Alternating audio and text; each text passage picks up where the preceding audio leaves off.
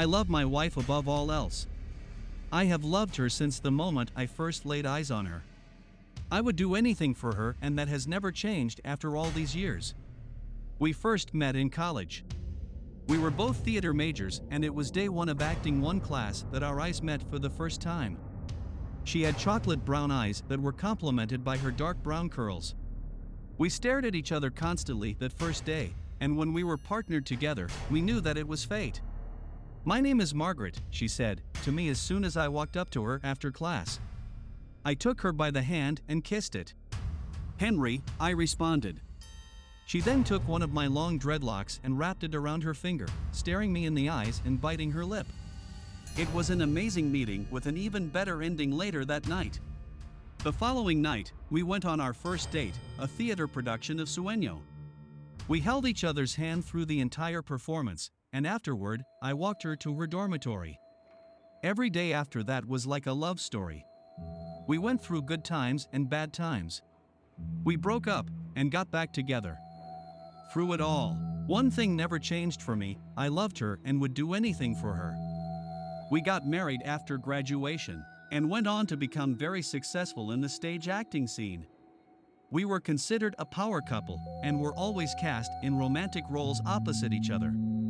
It was easy to bring the true deep love that we felt for each other to the stage, and it was nice to make money from it. One day, our lives took a turn. We had just finished a successful performance of the stage play, The Clean House, when we were approached by a member of the audience. "That was an amazing performance," he said, a creepy English accent behind his words. "Why, thank you, you're sweet," said Margaret, gripping my hand. I could tell this guy had creeped her out, but being a talented actress, she was able to put on a nice front. "I've been watching you too for a very long time," he continued, his pale blue eyes staring into Margaret.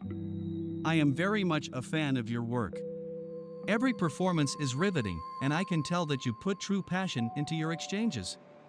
You two must truly love each other." "We do," I said, stepping slightly in front of Margaret. "We love each other very much. I would do anything for her." I looked at her, and she gave me that beautiful smile of hers.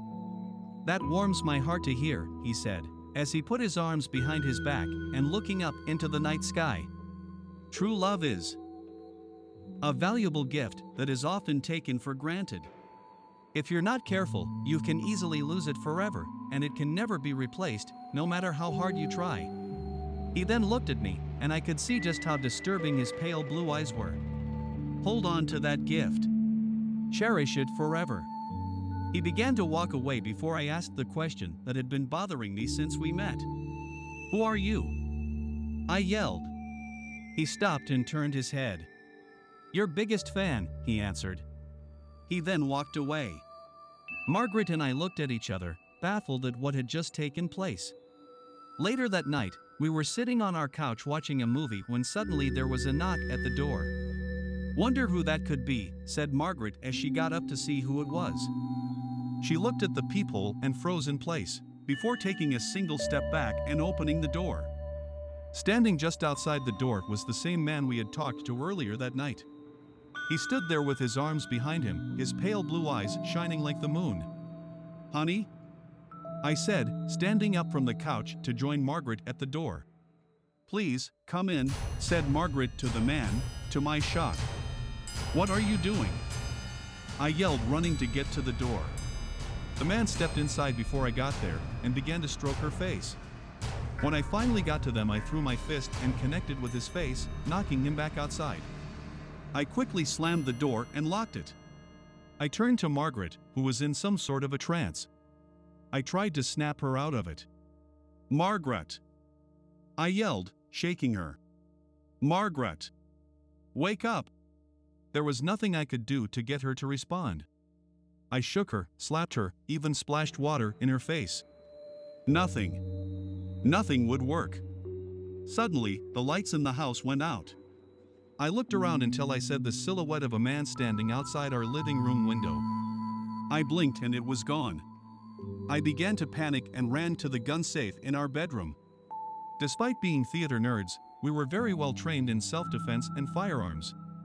We could each hold our own if our lives were in danger, and if there was ever a time to put that training to use, it was now.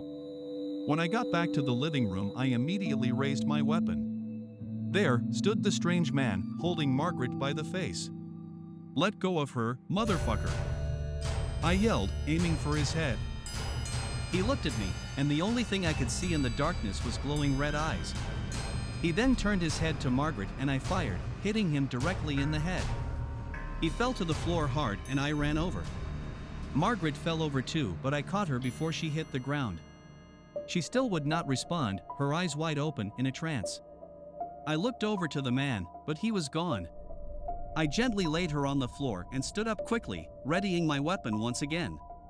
Suddenly, I felt a strong, tight grip on the back on my neck and I was then thrown across the room, hitting the wall. I groaned in pain as I grabbed my gun and slowly stood to my feet, shaking as I raised my weapon again.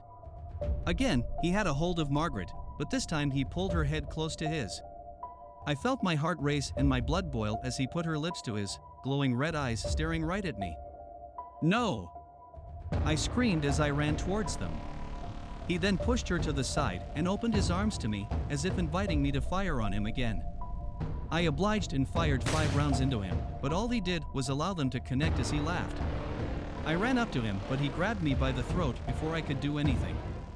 He pulled me close to his face and I could see every horrifying feature. Not only did he have demon-like eyes, but his face was covered in disgusting, pulsating veins. In his mouth were 2 sharp fangs and a long slimy tongue, which rubbed against my face as if tasting me before taking his first bite. I lifted my gun to the arm that had a hold of me and fired twice. He growled in pain as he released me and I connected the butt of my gun to his face, repeatedly. He fell to the floor and I mounted him, smashing his face more and more, harder and faster. I could feel the blood gush and spray all over as the bones in his skull crack and collapse.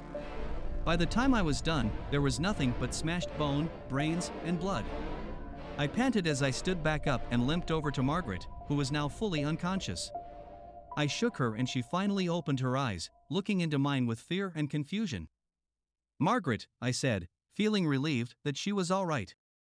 I held her close and we laid there until I looked over to where the body of the stranger should have been. He was gone and panic arose once again and we both stood up quickly. I turned to face Margaret and screamed when I saw him standing behind her, still in the process of regenerating his face. Before I had a chance to react, he sunk his fangs deep into Margaret's neck. She screamed in pain as I screamed in rage, hitting the monster in the skull once again with my gun. I felt bone crack again as he released her. Again, I mounted him and went to work, growing exhausted the longer it went. I knew this wouldn't last, as he would surely regenerate again. It soon became obvious what exactly I was dealing with. He had put Margaret into a trance, merely by looking at her, even looking through a peephole. It wasn't until he invited him inside that he actually got in. He had glowing red eyes and fangs, and he bit Margaret in the neck. "He's a goddamn vampire," I thought to myself. While he was down, I ran to the kitchen and grabbed an old wooden brook. I broke it in half and ran back to the body, where I rammed it as hard as I could directly into his heart. The body began to convulse and flail its arms and legs all over. Suddenly, it stopped and went completely limp, before melting away into deep red blood and other disgusting fluids. After catching my breath, I slowly turned my attention to Margaret. She sat there in the darkness, legs folded and upper torso full erect. "Honey?" I said, nervously approaching her.